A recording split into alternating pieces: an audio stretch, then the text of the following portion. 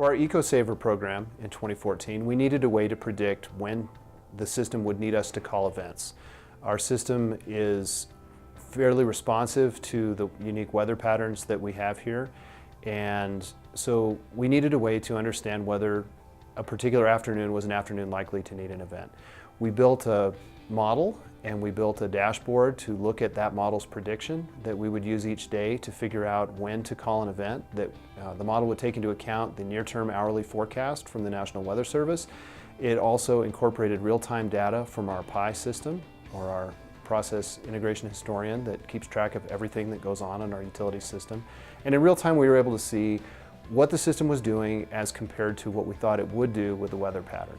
We're continuing to refine that, and it's a useful tool for us to know when to call an event, at what hour, and how high we think the circuits may peak to know if that day is a day that's a good candidate for load cycling. Currently, we don't integrate with our SCADA system. We use PI historical data to determine when we think the peak is going to come on particular circuits. And we have triggers that send email alerts to our program manager to notify her of when to call an event. And so we've come close to hitting both system and circuit peak, but for the most part our goal is just to hit the circuit peak. From a modeling perspective, there is a difference in how we call an event in terms of how long that event is called and how much savings we can achieve. So if we call for a longer period of time, homes that have less insulation than others will drift out of temperature sooner, and our demand savings erodes through the event.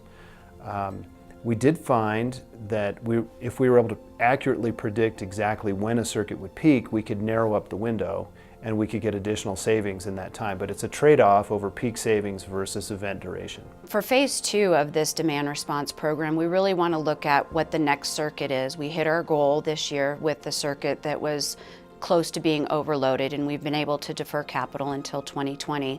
But moving forward, we'll look at new circuits and deploying maybe different types of programs. Load control switches don't allow customers to opt out, so we may be able to offer them an incentive for using the load control switch versus the thermostat, where we give them the option to opt out. So we'll look at different marketing techniques and different ways to market the program so that it's an interest to more than just our residential customers.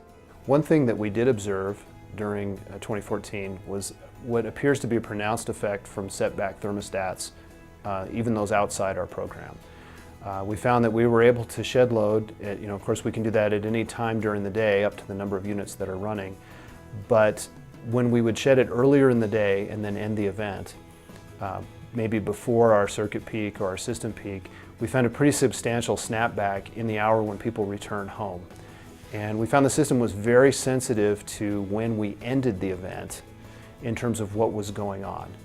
And I think that was a real key takeaway. We need to get very good at predicting exactly when we can go ahead and let go of the event and let it go. I think of it like a rubber band that we've stretched back electric demand and cooling demand, and we have to make sure that when we release that rubber band, it snaps back at a time when our system has extra capacity because the load has already begun to fall.